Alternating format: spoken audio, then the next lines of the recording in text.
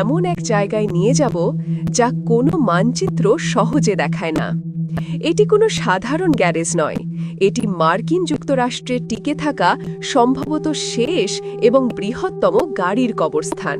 একসময় এটি অটোমোবাইল শিল্পের কেন্দ্রবিন্দু ছিল, কিন্তু পরবর্তীতে অর্থনৈতিক পতনের কারণে অনেক ব্যবসা প্রতিষ্ঠান বন্ধ হয়ে যায় এবং অসংখ্য মানুষ শহর ছেড়ে চলে যায়। ফলে এটি ভুতুরে নগরীতে প্রচুর পরিত্যক্ত যানবাহন দেখতে পাওয়া যায়। 100 একরেরও বেশি জায়গা জুড়ে বিস্তৃত এই ভুতুরে উপত্যকা। এখানে সময়ের চাকা যেন কয়েক দশক আগে থমকে গেছে। যত দূর চোখ যায় শুধু মরিচা ধরা গাড়ির স্তূপ, একটির ওপর আরেকটি যেন ইস্পাতের পাহাড় তৈরি হয়েছে। এই ব্যবসাটি শুরু হয়েছিল সেই 70-এর দশকে। বছরের পর বছর ধরে হাজার হাজার গাড়ি এখানে আনা হয়েছে, কিন্তু এখন এই জায়গাটি এতই দুর্গম যে এখান থেকে একটি আস্ত গাড়ি বের করা প্রায় অসম্ভব। প্রকৃতি তার ক্ষমতা দেখাচ্ছে।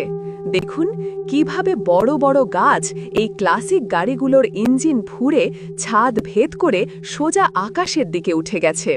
লতা পাতা আর শ্যাওলা গ্রাস করে নিয়েছে এক সময়ের চকচকে সব রং। এই স্তূপের মধ্যে লুকিয়ে আছে আস্ত একটি ইতিহাস। Classic Dodge Charger, Oldsmobile Tornado, Studebaker, এমন সব আইকনিক গাড়ি যা একসময় মানুষের স্বপ্ন ছিল। এমনকি দেখুন টিভি সিরিজের সেই বিখ্যাত জেনারেল লি গাড়ির একটি রেপ্লিকাও এখানে পড়ে আছে, তার শেষ নিঃশ্বাস ত্যাগ করছে। প্রতিটি বাঁক, প্রতিটি কোণায় লুকিয়ে আছে এক একটি গল্প, যা এখন মাটির সাথে মিশে যাচ্ছে। এই জায়গাটি একটি যুগের সমাপ্তি। এটি শুধু একটি জাঙ্কিয়ার্ড নয়, এটি হাজারো স্মৃতি আর স্বপ্নের এক বিশাল সমাধিক্ষেত্র। মানুষের তৈরি ইস্পাতের এই জঙ্গল আজ প্রকৃতির কাছে আত্মসমর্পণ করেছে। কে জানে আর কয়েক দশক পর হয়তো এই ইস্পাতের পাহাড়গুলোর কোনো চিহ্নই আর থাকবে না, সবই মিশে যাবে সবুজের এই অনন্ত লোকে।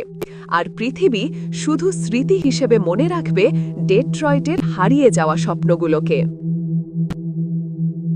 যদি আপনাকে বলা হয় এই জায়গা থেকে কিছু গাড়ি নিয়ে যেতে, তাহলে কোনটা নিতেন? একটা ক্লাসিক ডজ চার্জার নাকি মরিচা ধরা কোনো ওল্ডসমোবাইল? কমেন্টে জানাতে ভুলবেন না আপনি নিলে সেই গাড়ি দিয়ে কি করতেন। এই ভিডিওটি বানাতে অনেক সময়, ভালোবাসা আর পরিশ্রম লেগেছে। যদি একটু ভালো লেগে থাকে তাহলে একটা স্টার দিয়ে উৎসাহ দিও। তোমাদের ভালোবাসাই আমার পরের ভিডিওর অনুপ্রেরণা।